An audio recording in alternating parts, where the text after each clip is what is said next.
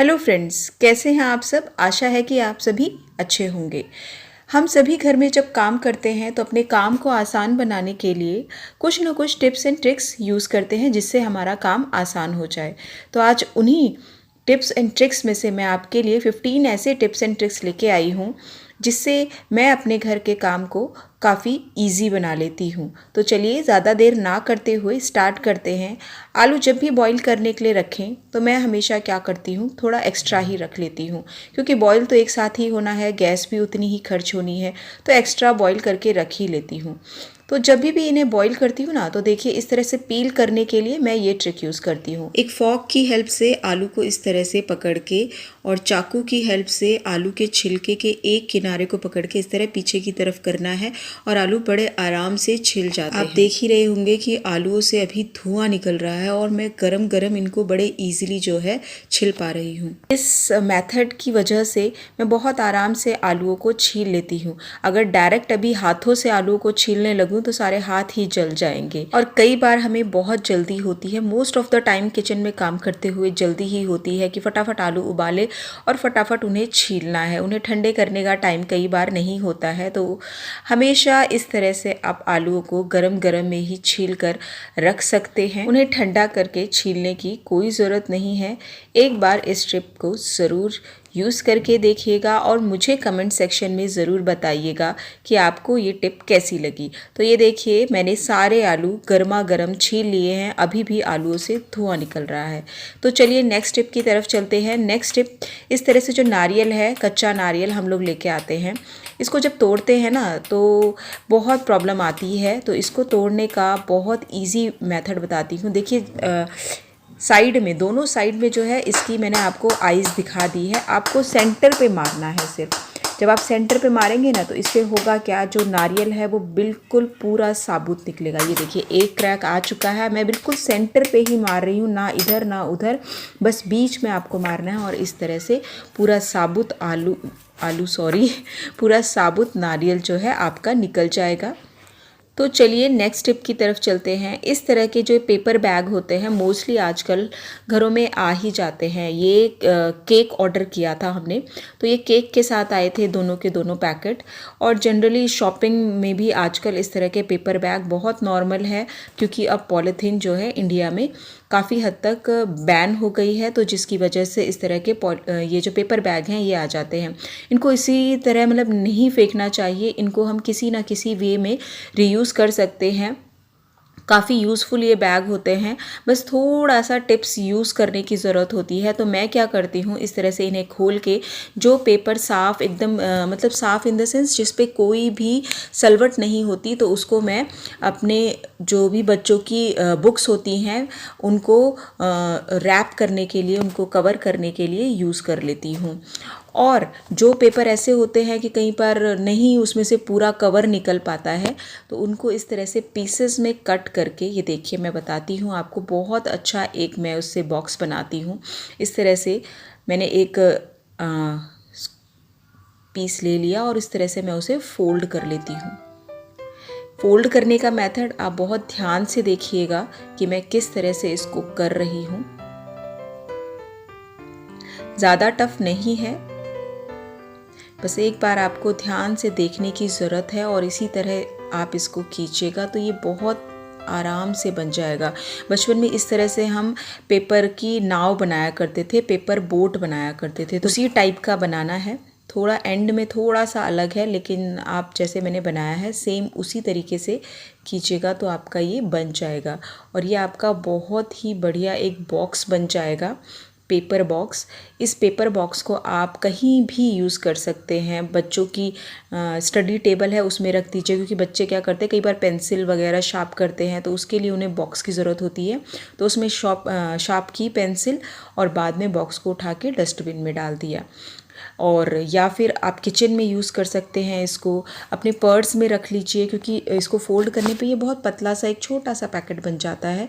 तो पर्स में 3-4 रख लीजिए। कई बार गाड़ी में कुछ हमें खाना होता है, ठीक है, तो उस टाइम इनको हम रीयूज़ कर सकते हैं और बाद में हम इनको डस्टबिन में फेंक सकते हैं। तो मुझे तो ये काफ़ी पसंद आया। ये देखिए इस तरह से कितना बढ़िया एक स्क्वायर बॉक्स सा बन गया है। एकदम बाउल सा कटोरा सा बन गया है। तो ये देखिए इस तरह से मैंने और भी बना लिए हैं। तो पेपर बैग को फेंकने से बढ़िया तो इस तरह से रीयूज़ करना मुझे बहुत पसंद आता है ये आइडिया। तो हमेशा जो पेपर बैग में और सामान और किसी चीज़ में रीयूज़ नहीं कर पाती हूँ उन पेपर बैग्स को कट करके इस तरह से बनाकर रख लेती हूँ और फिर जब भी यूज़ करना हो ईज़िली यूज़ कर लेती हूँ। आपको ये आइडिया कैसा लगा मुझे कमेंट सेक्शन में ज़रूर बताइएगा। तो चलिए नेक्स्ट टिप की तरफ चलते हैं। नेक्स्ट टिप भी पेपर बैग से रिलेटेड ही है। पेपर बैग के जो ये हैंडल होते हैं ये जो डोरी सी है ना ये भी पेपर की ही बनी होती है।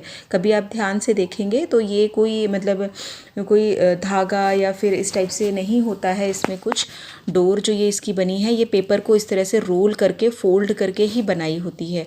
तो मैंने क्या किया कि इनको इस तरह से जितना भी ये रोल था इसको खोल लिया। जब आप इसको खोलेंगे बहुत इजीली खुल जाता है क्योंकि इसे सिर्फ किसी चीज़ से चिपकाया हुआ नहीं है, इसको रोल किया हुआ है और उसी से इसको जो है एक डोरी सी बना देते हैं। तो मैंने क्या किया उसको अच्छे से खोल लिया और एंड में इसको एक इस तरह से शेप दे दी जैसे कि किसी पत्ती जो पत्ते होते हैं ना लीफ उसकी शेप मैंने दे दी। तो इसी तरह मेरे पास 4 डोरियां थी 2 पेपर बैग के, मैंने चारों को खोल लिया और इनको 4 पत्तों का शेप दे दी। तो अब आपको दिख ही रहा होगा कि ये बिल्कुल एकदम जो सूखी पत्तियां होती हैं ना बिल्कुल उसकी तरह लग रही हैं। ये मतलब कोई इसको अगर आप किसी पॉट वगैरह में फ्लावर्स के साथ डेकोरेट करके रखेंगे तो कोई कह ही नहीं सकता है, यकीन मानिए शर्त लगाती हूँ कोई नहीं बता सकता कि ये पेपर की बनी हुई पत्तियाँ हैं। सबको यही लगेगा कि ये सूखी पत्तियाँ हैं। तो इस तरह से देखिए चारों पत्तियाँ मेरी रेडी हो गई हैं और अब आपको मैं इनको दिखाती हूँ कि मैंने इनको किस तरह से यूज़ किया है। तो इनको जो है किसी भी आप पॉट में इस तरह से फ्लावर वास में रख दीजिए, बहुत सुंदर लगती हैं। फ्लावर्स के साथ रखेंगे तो ज़्यादा अच्छी लगेंगी क्योंकि उससे क्या है इनकी जो खूबसूरती है वो और अच्छी लगी। तो ये देखिए फ्लावर्स के साथ ये कितनी अच्छी लग रही हैं। तो चलिए नेक्स्ट भी की तरफ चलते हैं। नेक्स्ट टिप भी आज पेपर बैग को ही लेकर है। कुछ पेपर बैग्स जो होते हैं उनमें इस तरह से प्रिंट बने आते हैं। तो जो भी ये प्रिंट्स हैं इसमें अगर इनको कट कर लें तो ये एज अ स्टिकर की तरह ही काम करते हैं। और स्टिकर्स तो आपको पता ही है मार्केट में कितने महंगे आते हैं। स्टिकर्स को मल्टीपल वे में यूज़ कर सकते हैं, डेकोरेशन के लिए यूज़ कर सकते हैं, बच्चों को आप दे सकते हैं। कई पेपर बैग ये तो ब्लैक एंड वाइट टाइप का है, कई कुछ होते हैं जिसमें कलर्ड होते हैं। कलर्ड वाले का क्या है आप उन्हें एज अ स्टिकर यूज़ कर सकते हो, अपने बच्चों को दे सकते हो। बच्चों को इस टाइप के स्टिकर्स बहुत पसंद आते हैं। अगर आपके घर में छोटे बच्चे हैं तो आपको पता ही होगा कि बच्चों को स्टिकर से कितना प्यार होता है। तो ये देखिए ये बेकरी के सारे item, pastry, cake, burger, muffin, ये सब मैंने कट कर लिए और मैंने अपनी छोटी बेटी को दे दिए। तो उसके लिए तो ये टॉय बन गए, उसकी बेकरी शॉप रेडी हो गई। तो चलिए नेक्स्ट टिप की तरफ चलते हैं। देखिए करेले की सब्ज़ी कितनी हेल्दी होती है हम सभी को पता है, लेकिन इसके कड़वेपन की वजह से घर में बच्चे जो हैं करेले नहीं खाते हैं, कई बार तो बड़े भी नहीं खाते हैं। तो इसका एक बहुत अच्छी टिप मैं यूज़ करती हूँ। हमेशा करेलों को काट कर उन पर नमक लगाकर थोड़ी देर के लिए छोड़ देती हूँ, कभी 15 मिनट या आधे घंटे के लिए आप इनको छोड़ दीजिए। उसके बाद इनको 2-3 पानी से अच्छे से धो के इनको पूरा निचोड़ लेती हूँ, जिससे क्या होता है कि इनका जितना भी कड़वापन है वो पूरा निकल जाता है। और फिर करेले की सब्ज़ी बनाती हूँ तो वो बिल्कुल कड़वी नहीं होती है, बहुत टेस्टी होती है, बच्चे भी बड़े आराम से खा लेते हैं। तो चलिए नेक्स्ट टिप की तरफ चलते हैं। अगर आप घर में इस तरह से चिमटा यूज़ करते हैं तो इसका एक बहुत अच्छा रीयूज़ आपको बताती हूँ। चिमटे को इस तरह से गर्म कर लीजिए, ज़्यादा गर्म भी नहीं करना है कि बिल्कुल लाल करना है, नहीं, बस कम से कम 10 सेकेंड आप इसको गर्म कीजिए और फिर लीजिए अपना कोई भी पैकेट, आधा जो आपने खाली मतलब आधा पैकेट जिसमें सामान अभी है उसको सील करने के लिए ये बहुत अच्छी एक मशीन का काम करता है, सीलिंग मशीन का। इस तरह से दबा दबा कर प्रेस कर दीजिए तो गरम चिमटा जो है बिल्कुल सीलिंग मशीन में कन्वर्ट हो जाता है। तो ये देखिए ये मेरी मेहंदी का पैकेट है, इसमें भी मेहंदी बची हुई थी तो मैंने उस पैकेट को सील कर लिया है, क्योंकि अब जो मेहंदी है वो कम से कम 15 से 20 दिन बाद ही लगाऊंगी। ये देखिए आप देख रहे हैं एयर इसके अंदर से बिल्कुल बाहर नहीं आ रही है, इसके अंदर ही एयर पूरी पूरी ट्रैप हो गई है। तो टिप कैसी लगी मुझे कमेंट सेक्शन में ज़रूर बताइएगा। नेक्स्ट टिप है, पेन देखिए जब ख़त्म हो जाते हैं ना तो हम उनको फेंक देते हैं। जनरली इसको रीयूज़ करने का मैं आपको तरीका बताती हूँ। इसके अंदर जो ये स्प्रिंग होता है ना, ये बहुत काम का होता है। जो ये चार्जर हम यूज़ करते हैं, चार्जर के यहाँ पर आपने देखी होगी इसकी केबल यहाँ पर से इस तरह से मुड़ने की वजह से अक्सर यहीं से ब्रेक हो जाती है और चार्जर केबल फिर ख़राब हो जाती है। तो उसके लिए आप क्या कर सकते हैं, ये जो स्प्रिंग है इसको इसके चारों तरफ फंसा सकते हैं। तो बस आपको करना क्या है, पहले एक एंड जो तार है वो खींचकर इस पे लगाना है और फिर बस इसको घुमाना है आपको। ये बहुत इजीली इसके चारों तरफ से इसको कवर कर लेगी पूरी और इसका एक तरह से ये कवर बन जाएगा।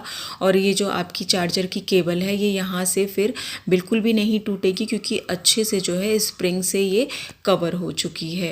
ये देखिए अब मैं इसको कितना ही ला रही हूँ तो क्योंकि वहाँ पर एक कवर सा लग चुका है स्प्रिंग का, तो ये वहाँ से तो एटलीस्ट अब नहीं टूटेगी। तो चलिए नेक्स्ट टिप की तरफ चलते हैं। नेक्स्ट टिप भी इसी चार्जिंग केबल को लेकर है। अगर आपके पास इस तरह की स्प्रिंग वगैरह नहीं है या आप उसे यूज़ नहीं करना चाहते हैं तो इस तरह से डबल साइडेड टेप भी आप ले सकते हैं और उस टेप को भी अपने चार्जिंग केबल के जॉइंट में, जहाँ पर से अक्सर जो मोस्टली है केबल्स टूट जाती हैं, आप इस तरह से लगा सकते हैं। डबल साइडेड टेप काफ़ी मोटी होती है और उसकी वजह से जो है बिल्कुल भी वहाँ पर से अब जो केबल है वो नहीं मुड़ेगी और उसमें वहाँ पर से क्रैक नहीं आएगा, वो वहाँ से बिल्कुल भी नहीं टूटेगी। इसका एक और रीयूज़ आपको बताती हूँ। चार्जर की जो केबल होती है, जब हम मोबाइल चार्ज नहीं कर रहे होते तब इधर उधर पड़ी होती है, तो उसको डबल साइडेड टेप लगाकर इस तरह से आप वॉल पे, दीवार पे कहीं भी आराम से चिपका सकते हैं, तो इससे वो सेफ रहेगी। तो चलिए नेक्स्ट टिप की तरफ चलते हैं। ये देखिए ये पुराने पेन के जो कैप्स होते हैं ये भी बहुत काम के होते हैं, बस थोड़ा सा इनको अगर हम स्मार्टली यूज़ करें तो इसके लिए भी डबल साइडेड टेप ले लीजिए और डबल साइडेड टेप को इन पेन के कैप में आप अगर इस तरह से लगा देंगे और इसको जहाँ पर भी आपको यूज़ करना हो वहाँ पर दीवार में इस तरह से पेस्ट कर दीजिए। बहुत ही इजीली पेस्ट हो जाता है और इसको आप क्या इसमें यूज़ कर मतलब लगा सकते हैं, तो अपने छोटे मोटे जो भी हमारे घर की चाबियाँ होती हैं जिनमें ज़्यादा वेट नहीं हो, मतलब ऐसा ना हो कि 10-12 चाबियों का गुच्छा आप इसमें लगा दें, नहीं, बस इसमें एक आध चाबी हो तो बड़े आराम से ये इसमें हैंग हो जाएगा। आप अपने दरवाज़ों में इसको लगा सकते हैं, दरवाज़ों के पीछे हो गया, किचन में यूज़ कर सकते हैं। अच्छा, फ़ोन जहाँ पर भी चार्ज करते हैं वहाँ पर एक लगा दीजिए तो इसकी केबल का भी एक हैंगर बड़े इजीली बन जाएगा। या फिर डबल साइडेड टेप का जो मैंने आपको मेथड बताया था वो भी है और ये भी है। दोनों ही मेथड अपनी केबल को आप इस तरह से केबल को ख़राब होने से भी बचा सकते हैं, क्योंकि जब नीचे लटकी होती है तो कई बार क्या होता है ख़राब भी हो जाती है। तो चलिए नेक्स्ट टिप की तरफ चलते हैं। नेक्स्ट टिप में क्या है, जब भी हम इडली डोसा कुछ बनाते हैं तो इस तरह से चावल और दाल को जब भिगोते हैं तो उसको कभी भी एक साथ मिला के नहीं भिगोना चाहिए। चावल को आप अलग बर्तन में भिगोइए और जो दाल है उसको आप हमेशा अलग बर्तन में भिगोइए। भिगोने के बाद जब आप इन्हें पीसते हैं तो पीसते टाइम भी आप इनको अलग अलग ही पीसिए, क्योंकि इनका जो टेंडेंसी होती है पीसने का टाइम होता है वो दोनों अलग अलग लेते हैं। तो अगर आप एक साथ पीसेंगे तो हो सकता है, क्योंकि दाल तो सॉफ्ट हो जाती है तो दाल तो जल्दी पीस जाएगी लेकिन चावल उस टाइम पे ना पीसें। तो इस तरह से मैं दोनों को अलग अलग पीस और दोनों को पीसने के बाद फिर मैं एक ही बर्तन में इन दोनों को मिक्स कर लेती हूँ। दोनों को एक बर्तन में मिक्स करके अपने हाथों से अच्छे से मैं इन्हें मिक्स करती हूँ, क्योंकि कहते हैं कि हाथों से मिक्स करने से फर्मेंटेशन बहुत अच्छी होती है और जो इडली और डोसे होते हैं वो बहुत ही टेस्टी बनते हैं। एक बार ट्राई ज़रूर कीजिएगा। तो चलिए फ्रेंड्स, नेक्स्ट टिप में जाने से पहले अगर अभी तक आप इस वीडियो में बने हुए हैं तो डेफिनेटली आपको ये वीडियो मेरी पसंद आई है, ये टिप्स मेरे पसंद आए हैं।